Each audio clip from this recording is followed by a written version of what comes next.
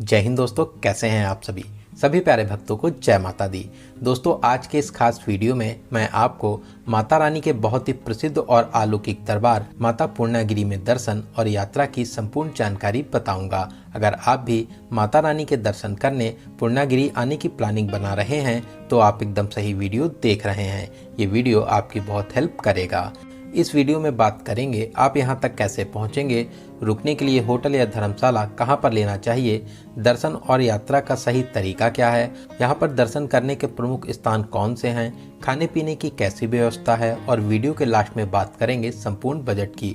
तो माता पूर्णागिरि यात्रा की A to Z complete information के लिए वीडियो को एक बार पूरा जरूर देखें। इस पावन यात्रा को दोस्तों कमेंट बॉक्स में जय माता दी जरूर लिखें। दोस्तों, माता रानी का ये दिव्य दरबार उत्तराखंड के चंपावत जिले में टनकपुर शहर से लगभग 20 किलोमीटर दूर 5500 फीट की ऊंचाई पर अन्नपूर्णा शिखर पर स्थित है। ये चमत्कारी दरबार माता रानी के 51 शक्तिपीठों में से एक है। यहाँ पर माता रानी की नाभि का भाग गिरा था। ऐसे तो पूरे साल ही करोड़ों भक्त यहाँ पर दर्शन के लिए आते हैं, लेकिन अप्रैल मार्च में जानते हैं आप यहाँ तक कैसे पहुँचेंगे। सबसे पहले बात करते हैं ट्रेन की। दोस्तों, टनकपुर में ही वेल कनेक्टेड रेलवे स्टेशन है। अगर आपको यहाँ तक के लिए डायरेक्ट ट्रेन नहीं मिलती हैं तो आप बरेली, लखनऊ या शाहजहांपुर तक आने के बाद में बस, ट्रेन या टैक्सी के माध्यम से टनकपुर तक पहुँच जाएंगे। वहीं अगर आप बाई रोड आते हैं तो आपको आसपास के शहरों और राज्यों से टनकपुर तक डायरेक्ट बसें भी मिल जाएंगी। बहुत से लोग अपनी कार से भी आते हैं तो आप टनकपुर होते हुए पूर्णागिरि जा सकते हैं। वहां पर आपको टैक्सी स्टैंड मिल जाएंगे। बात करें फ्लाइट की तो यहाँ का नियरेस्ट एयरपोर्ट पंतनगर में है, जो पूर्णागिरि से लगभग 80 किलोमीटर दूरी पर स्थित है।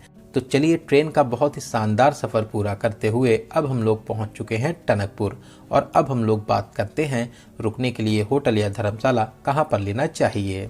दोस्तों, यहाँ पर रुकने के लिए आपके पास में दो तरीके हैं। अगर आप फैमिली के साथ आते हैं और टनकपुर पहुँचने में दोपहर या शाम हो जाती है तो फिर आप टनकपुर में होटल ले सकते हैं। यहाँ पर होटल्स की स्टार्टिंग 500 से हो जाती है। 800 से 1000 के बजट में आपको एक अच्छा सा रूम मिल जाएगा। वहीं अगर आप टनकपुर पहुँचने के बाद में सीधे पूर्णागिरि जाना चाहते हैं तो रेलवे स्टेशन के बाहर से या फिर रेलवे स्टेशन के थोड़ा सा आगे बढ़ने पर क्रॉसिंग है, यहीं पर टैक्सी स्टैंड और बस स्टैंड है। यहीं से आपको पूर्णागिरि के लिए टैक्सी मिल जाएंगी। टैक्सी वाले इस दूरी के लिए 60 से 80 रुपए का चार्ज करते हैं और आपको एकदम लास्ट में सीढ़ियों के पास में ड्रॉप कर देते हैं। कुछ ही सीढ़ियां चढ़ने के बाद में दोनों ही साइड आपको बहुत से धर्मशाला मिल जाएंगे, जहां पर आप फ्री में रुक सकते हैं, लेकिन आपको प्रसाद यहीं से लेना होगा। यहां पर आपको फ्रेश होने, नहाने और लॉकर की फैसिलिटीज़ मिल जाती हैं। इसके अलावा अगर आप यहां पर रात में रुकना चाहते हैं तो आप यहां पर रात में भी रुक सकते हैं। मैक्सिमम लोग ऐसा ही करते हैं। तो आपके पास में दोनों ऑप्शंस हैं। आप चाहें तो टनकपुर में रुक जाएं या आप सीधे यहां पर आने के बाद में धर्मशाला में रुक सकते हैं। फिर उसके बाद में आप माता रानी के दर्शन करने जा सकते हैं। तो चलिए, बहुत ही शानदार पहाड़ी रास्तों को पार करते हुए अब हम लोग पहुंच चुके हैं पूर्णागिरि। और अब हम लोग 12 से ज़्यादा सीढ़ियां हैं, साथ ही 1 किलोमीटर के आसपास नॉर्मल रास्ता भी पड़ता है। पूरे ही रास्ते प्रसाद और खाने पीने की दुकानें बनी हुई हैं। तो चलिए फिर फूल माला और प्रसाद लेकर सीढ़ियों को पार करते हुए लाइन में लगकर माता रानी का जयकारा लगाते हुए मंदिर में प्रवेश करेंगे। माता रानी के अलौकिक रूप के दर्शन कर आशीर्वाद प्राप्त करेंगे। माता रानी आपकी सभी मनोकामनाओं को जरूर पूरा करेंगी। दोस्तों, बहुत ही दिव्य और सच्चा दरबार है। आप भी यहाँ पर दर्शन करने जरूर आएं।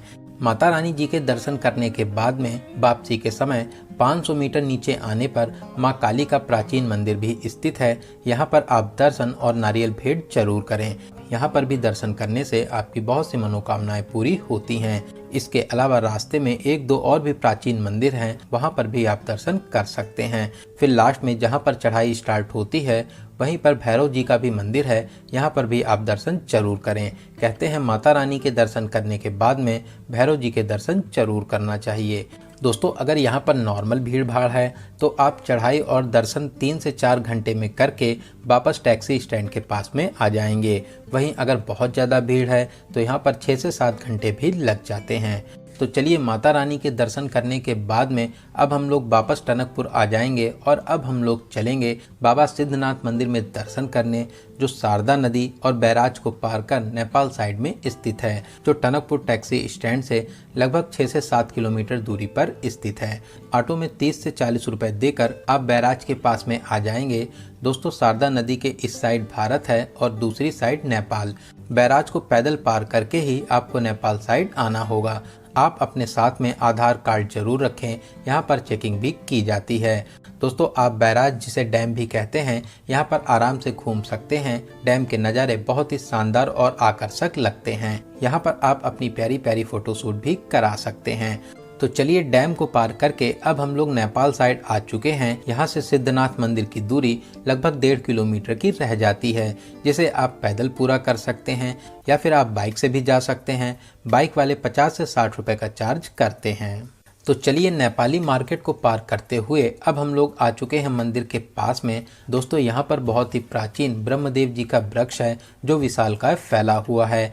आप यहाँ पर बाबा सिद्धनाथ जी के बहुत ही अलौकिक रूप के दर्शन कर आशीर्वाद प्राप्त कर सकते हैं। परिसर में ही और भी मंदिर बने हुए हैं, जहाँ पर आप महादेव और विष्णु भगवान जी के दर्शन प्राप्त भी कर सकते हैं। दोस्तों यहाँ पर मंदिरों को विशेष शैली में बनाया गया है, साथ ही साथ परिसर को बहुत ही खूबसूरती से सजाया गया है। यहाँ पर दर्शन करके आपको बहुत ही शांति मिलेगी। तो आप अगर चाहें तो यहाँ पर बैठकर सुकून भरे पलों को बिता सकते हैं। दोस्तों ऐसी मान्यता है, बाबा सिद्धनाथ जी के दर्शन करने के बाद ही आपकी पूर्णागिरि यात्रा पूरी मानी जाती है। तो आप यहाँ पर भी दर्शन करने जरूर आइए। दोस्तों यहाँ पर नेपाली मार्केट भी है, आप अगर चाहें तो यहाँ से शॉपिंग कर सकते हैं। साथ ही साथ यहाँ पर खाने पीने के लिए भी अच्छी व्यवस्था है। बहुत से छोटे बड़े रेस्टोरेंट बने हुए हैं, तो यहाँ पर आप खाना पीना भी कर सकते हैं। वहीं अगर आप चाहें तो यहाँ से नेपाल की यात्रा भी करने जा सकते हैं। बहुत से लोग यहाँ से महेंद्रनगर भी घूमने जाते हैं।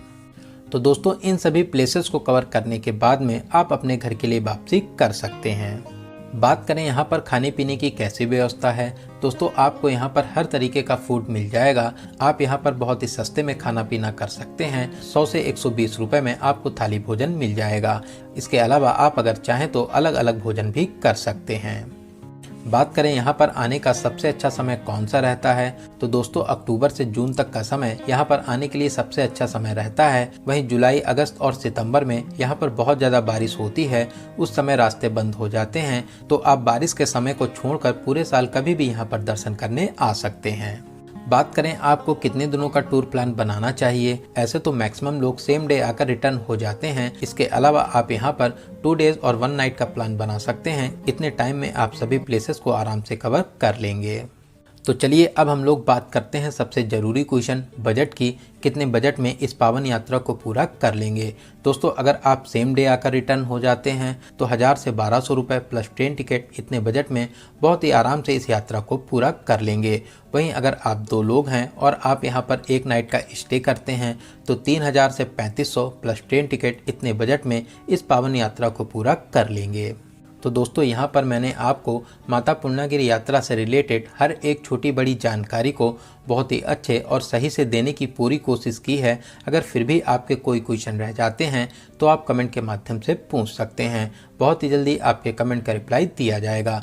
दोस्तों आपको ये वीडियो कैसा लगा और आप इस वीडियो को कहां से देख रहे हैं, कमेंट बॉक्स में ज़रूर बताइएगा। अगर आपको वीडियो की जानकारी अच्छी लगी हो तो अपने एक लाइक से हमें मोटिवेट ज़रूर करें। साथ ही साथ अपने सभी फ्रेंड्स और रिलेटिव में ज़रूर से ज़रूर शेयर करें।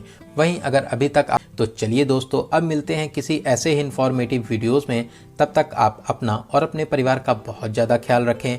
आपकी यात्रा सफल, सुगम और मंगलमय हो। जय हिंद, जय भारत, जय माता दी।